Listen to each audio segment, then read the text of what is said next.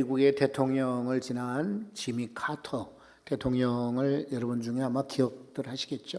이 카터 대통령의 그 부인이 영부인이었던 분이 로즐린 카터라고 하는 분이에요. 그런데 이분이 말하기를 우리 모든 인생들은 예전에 간병인이었거나 지금 간병인이거나 앞으로 간병인이 되거나 아니면 간병을 받을 사람들이다 그랬어요.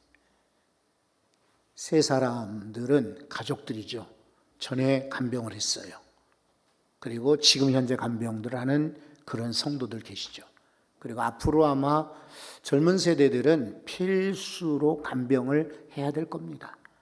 그리고 미안하지만 여기 앉아있는 우리 모두 지금은 젊다, 힘 있다, 건강하다 할지라도 우리는 언젠가는 간병을 받아야 될 존재들입니다. 간병 사역이 매우 중요하죠. 그래서 주일날 짧은 광고를 여러분들이 보시면서 잊지 말고 간병하는 식구들이 참 고생이 많고 어려움이 많을 것이다. 위에서 관심 갖고 지지하고 기도해 줄 수 있기를 바랍니다. 이렇게 봄 되면 나무들을 심어 놓잖아요. 나무들 심을 때에 항상 지지대를 이렇게 놓습니다. 3개, 4개 지지대를 놔서 그 나무에 이렇게 연결을 해놓고 이 나무가 더 굵어지기까지 이 지지대를 세워 놓습니다. 사람도 마찬가지입니다. 누구든지 지지가 필요합니다.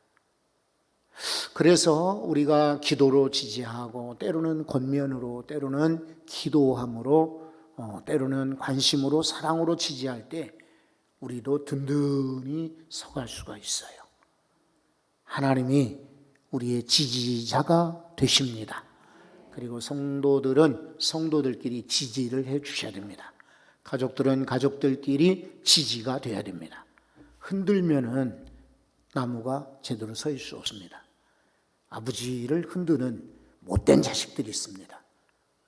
어머니를 힘들게 하는 못된 자녀도 있습니다. 배우자를 흔드는 어리석은 그런 식구들도 있습니다. 성도들끼리 흔드는 미련한 사람도 있습니다. 우리는 모두 든든한 지지자가 되어 주셔야 됩니다. 그래야만 나도 서고 상대방도 서는 것입니다. 옛날에 치아가, 이 앞치아가요, 쾅 하고 부딪힌 적이 있어요. 이제 앞니가 흔들린단 말이에요. 그런데 어느 날 보니까 이 흔들리는 이가 하나 빠졌어요. 그리고서 살련이 보통 일이 아니죠. 그리고 보기가 흉합니다. 앞니가 빠졌으니 그 사이가 벌어질 것 아니에요. 그러니 참 보기 흉한데 이게 지금처럼 마스크를 하고 다니는 것 같으면 상관이 없겠지만 그러지도 않았잖아요. 그리고 저는 설교자이니까 언제나 말을 해야 돼요. 그러니까 보는 사람들이 뭐라고 하겠어요. 그리고 옛사람들은 이가 사이가 벌어지면 복이 나간다 이런 낭설을 이렇게 또 이야기하는 분도 계시니까 이게 여간 불편한 게 아닙니다. 그런데 서울에서 저희 누나가 저를 초청을 했습니다.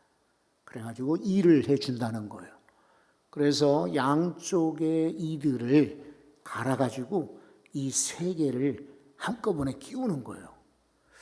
그런데 사진을 찍어보니까 빠진 이 옆에 있는 양쪽의 이도 성하지 않은 거예요. 흔들흔들하는 거예요.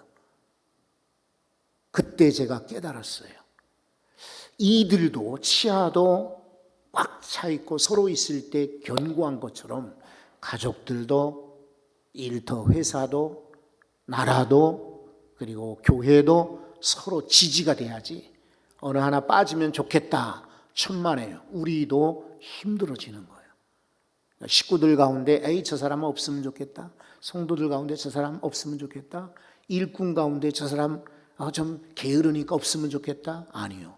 그 빠진 자리를 누군가 메꾸기 위해서 힘을 더 써야 되니까 정상적인 치아도 약해지듯이 건강한 사람도 약해지는 겁니다. 서로 지지가 절대 필요합니다. 자, 이 고린도 교회의 오늘 읽은 본문은 소위 권면입니다. 권면. 권하여 충고한다. 권면이겠죠. 현대인들의 특징은 권면 받으려고 하지 않습니다. 그래서 어떤 사람들은 권면 안 하려고 합니다. 왜냐하면 들어야 권면할 맛이 있죠. 들어야 권면을 해도 신이 나겠죠.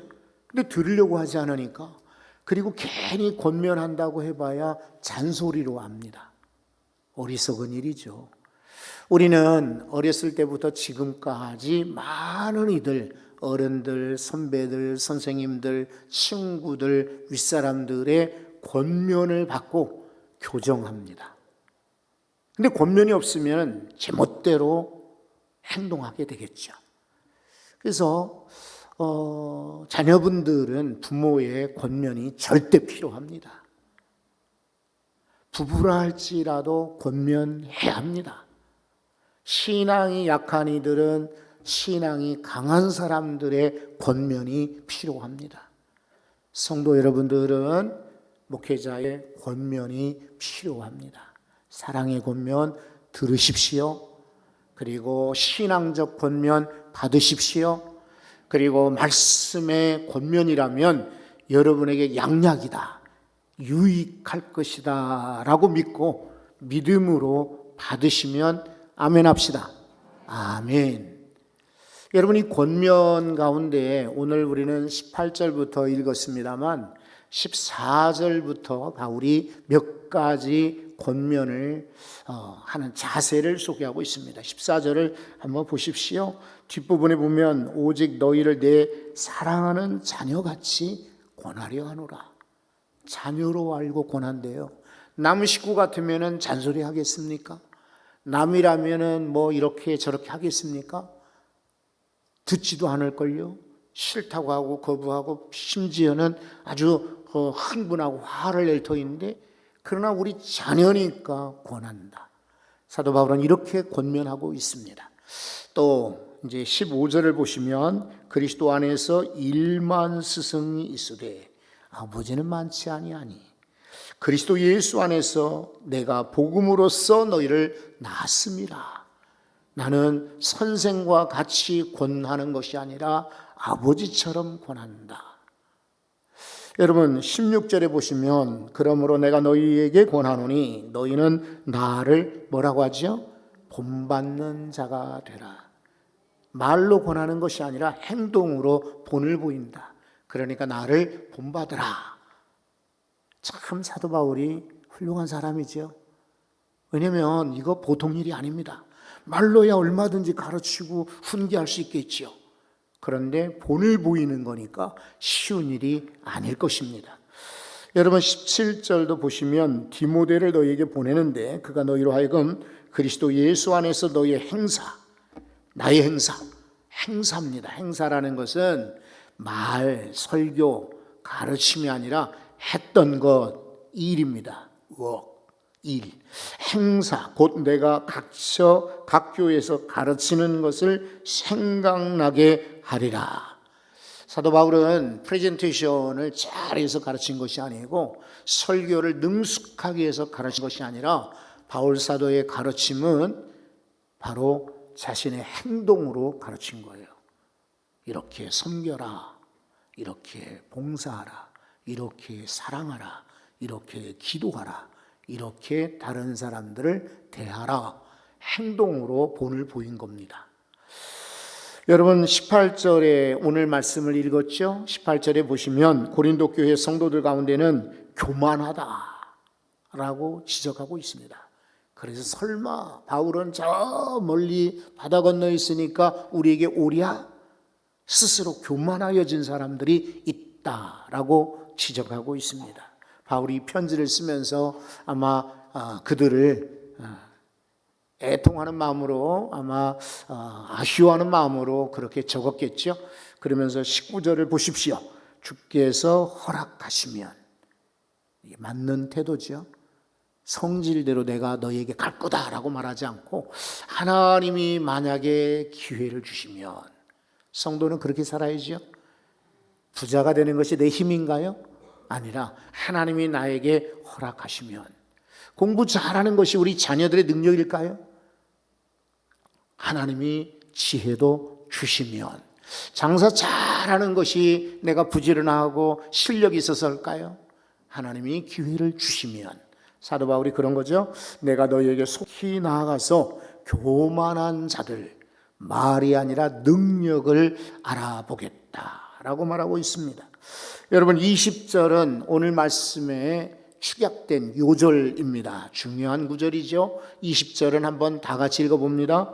하나님의 나라는 말에 있지 아니하고 오직 능력에 있음이라. 아멘.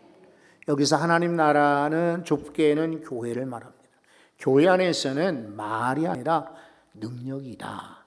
좀 넓게는 기독교의 영향력이라고 할 수 있습니다. 그때는 기독교가 소수 종교였죠. 아마 그때는 유대인들에게는 유대 종교가 강했을 거고, 그리스 이 고린도 지역에는 헬라 종교가 강했을 것이고, 또 로마의 지배를 받고 있었기 때문에 로마의 태양신이나 또 황제 숭배 신앙들이 더 아마 강했을 겁니다. 그래서 기독교의 정체성을 사도 바울이 설명할 때 말에 있지 않고 능력에 있다. 하나님 나라를 이렇게 소개하고 있습니다. 오늘날도 마찬가지죠. 오늘 교회 안에서 정말 필요한 것은 말이 아니라 능력이다. 또 기독교가 오늘 많이 이렇게 저렇게 말들을 듣고 있는데 그것은 말만 있을 뿐이지 실제로 행동이 없기 때문이 아닌가. 여러분, 예수님께서 어느 마을을 지나시는데 목이 마르셨어요. 예수님도 우리와 같이 인간의 성격을 가지셨기 때문에 목이 마르시고 주무시기도, 때로는 배고프시기도, 때로는 슬퍼 울기도 하셨죠. 목이 말랐어요. 그래서 무화과나무가 있는 것을 보고 갔습니다. 그런데 잎은 무성한데 열매가 없다란 말이죠. 그래서 그 나무를 저주하셨다. 그리고 제자들에게 가르쳐 주셨습니다. 너희들 가운데 이렇게 잎만 무성한 자 되지 말고 열매 있는 자가 되어라. 제가 옛날에 제주도에 산 적이 있습니다. 지금처럼 막 관광지가 개발되고 막 이렇게 아주 쉽게 왔다 갔다 만 40년이 지났어요. 40년 전에 제주도에 살았는데 저희 바로 숙소하고 교회가 이렇게 가깝습니다. 저 혼자 사는 숙소, 교회 사택과 그리고 예배당이 이 6.25 전쟁 당시의 훈련소, 제주도의 모슬포 훈련소 교회였기 때문에 길어요. 95m가량 됩니다. 긴 교회당에 저 혼자 사택에 이제 앞에서 살고 있는데 그 교회당의 담장에다가 누군가가 무화과나무를 심어놨습니다. 그래서 무화과나무를 조금 제가 압니다. 뭐 많이 한다고 볼 수는 없고요. 한 4월 말에서 5월 되면은 잎이 쫙 열립니다. 다른 얘기 같지만 제주도는 봄이 참 좋습니다. 우리나라에서 가장 남쪽이기 때문에 봄이 제일 먼저 온다고 하죠. 그래서 봄이 제일 아름답습니다. 푸릇푸릇 보리가, 잔디가, 꽃들이 이렇게 피는 게. 근데 4월 말 되고 5월 되면은 무화과 잎이 열리기 시작합니다. 잎은 이런 손가락처럼 이렇게 잎이 갈래가 졌어요. 그래서 잎이 쫙 교회 담장 옆으로 이렇게 무화과나무에 잎이 나면은 그 다음에 신기하게도 잎이 나는 바로 그 시즌에 보면은 먼저 잊어버렸네요, 제가. 먼저 열매가 먼저 열립니다. 열매가 조그마한 애기 손만한 게 열리고 그 다음에 5월, 6월 말에 이제 잎이 열립니다. 그래서 예수님 하신 말씀이 마음에 와 닿습니다. 잎이 있다고 하는 것은 열매가 있을까요, 없을까요? 제가 아까 혼동해서 말씀을 드려놓으니까 여러분도 지금 헷갈려 하시는데 죄송해요. 먼저 열매가 열려요. 그리고 나중에 잎이 열립니다. 그러니까 잎을 보면은 열매가 있을까요, 없을까요? 당연히 있어야죠. 있어야죠.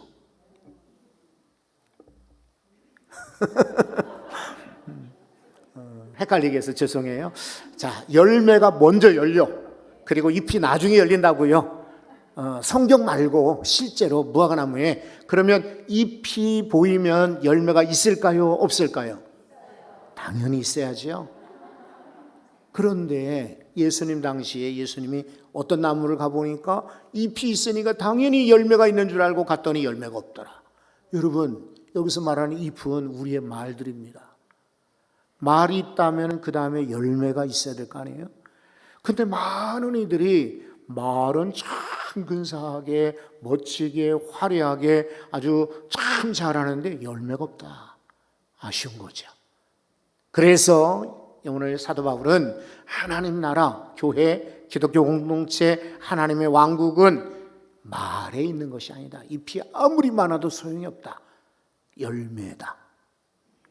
사랑하는 성도 여러분, 우리 열매가 있는, 알맹이 있는 그런 신앙인들 되시기 바랍니다. 그런데 여러분, 이 능력이라는 것이 무엇일까? 능력은 성령의 역사이기도 하지만 성경을 제가 몇 구절 찾아봤습니다. 여러분, 시편 29편 4절에 여호와의 소리가 힘이 있으며 여호와의 소리가 위엄차도다 그랬어요. 여호와의 소리라는 것은 하나님의 음성을 말합니다. 하나님 말씀이죠. 하나님 말씀이 힘이 있다. 오늘도 하나님 말씀을 듣고 하나님 말씀을 전파하고 하나님 말씀을 마음에 새기는 이들은 힘 있는 인생 될 줄로 믿습니다. 또 무엇이 능력이냐? 이 말씀을 전할 때 권능이 있다. 전도서 8장 4절에 왕의 말은 권능이 있나니 그랬습니다.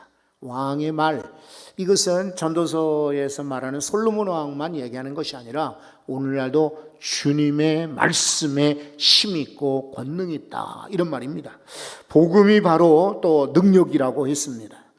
여러분, 이 로마서 1장 16절에 그랬거든요. 내가 복음을 부끄러워하지 아니하노니 이 복음이 모든 믿는 자들에게 구원을 주시는 하나님의 능력이 됨이라.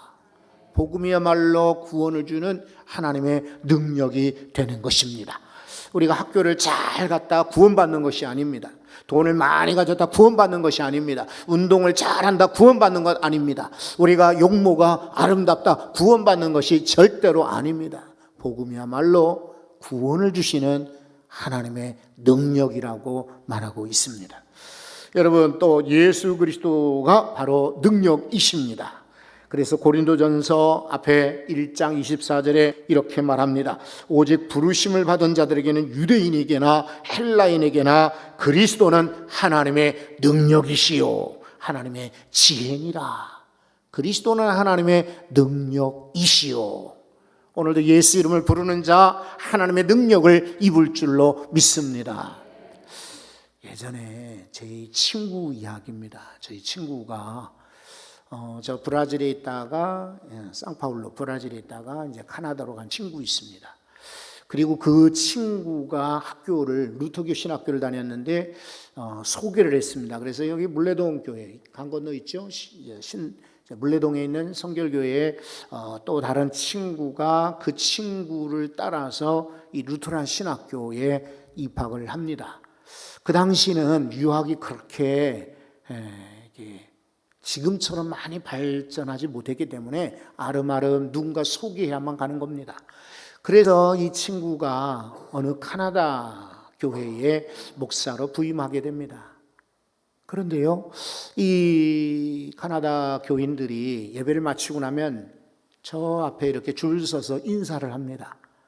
우리랑 다르죠? 우리는 목회자들이 보통 입구에 서서 인사를 하는데 이 교회는 이제 그 카나다 성도들이 저 뒤에서 이렇게 줄을 서서 인사를 하는 겁니다. 그러니까 별로 신자도 많지 않은 이 교회에 목사님이 갔는데 가게 된 동기가 아주 간단했습니다. 어떻게 갔느냐? 인터뷰를 한 거예요. 우리나라로 말하면 지방회장격 이런 목사님 그리고 평신도 대표 두 사람이 신학교에 찾아옵니다. 미국 신학교에서는 항상 가을이 되면은 이런 박람회가 열립니다. 목회자 박람회. 그래서 컨퍼런스, 우리로 말하면 연회, 이런 지방에서 이런 목회자들이나 평신도 지도자들이 학교를 찾아오는 거예요. 와가지고는 테이블을 쭉 놓고는 지원하는 사람들에게 이렇게 인터뷰를 해요. 말하자면은 내가 교회를 한 곳을 미리 찾는 것이 아니라 그 사람들이 학교에 와서 찾아가는 거예요. 저도 한때 미국 교회를 섬겨볼까 그래가지고 이 컨퍼런스에 참여를 했어요. 실은 그 컨퍼런스에 참여하게 되면은 요만큼 비닐봉지에다가 학용품을 주는데 제가 볼펜이나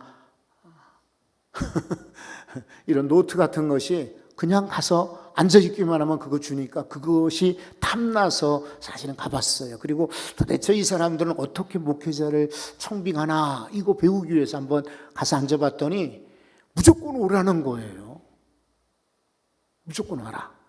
그래서 실은 우리 식구들 데리고 저 웨스트 버지니아에 있는 시골 교회에 제가 한번 가봤습니다. 내가 만약에 이 교회 가면은 미국 목회를 할 수 있을까 이런 마음으로 갔는데, 미국의 우리 그 친구 목사님네가 이렇게 인터뷰를 할 때 질문이 두 가지였습니다. 하나는 목사님 우리 교회 오시면 사모님과 같이 오시나요? 그겁니다. 예, 우리는 항상 같이 갑니다. 또 한 번 질문은 그러면 목사님 우리 교회 오시면 사모님도 우리 교회 나오나요?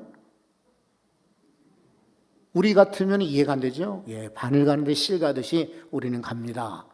근데 왜 물어보냐면 이 카나다 교회는 목사님은 오는데 사모님이 안 올 수도, 도시에 남아있는 거예요. 자녀 교육 때문에. 그리고 사모님은 이 교회에서 사례가 충분하지 않은 거예요. 교회가 약하니까. 이거 딴 교회 가서 주일학교 강사 아니면 행정일 또 오르간 피아노 반주 이런 것으로 다른 교회를 섬길 수 있는 거예요. 그러니까 이 시골 교회에서는 두 분이 같이 오느냐라고 물으니까 오케이 대답을 하니까 그러면 우리 교회 오십시오 이래 된 거예요. 그런데 아까 말씀드린 것처럼 줄을 쫙 서가지고 이분들이 가르쳐 주는 거예요. 할머니들이. 목사님 구원받는 것은 페이스, 우리 얼굴로 구원받는 게 아니라 믿음, 페이스. 그러니까 한국 사람이 발음을 아무리 그 카나다인 사람처럼 발음하려도 쉽지가 않죠. 목사님 우리가 응답받는 것은 play, not play. 운동하고 이렇게 무슨 작업을 해서 그렇게 응답받는 것이 아니라 prayer, 기도로 응답받는 거예요. 여러분 이제 이 사람이 막 머리가 막 복잡해지기 시작하겠죠.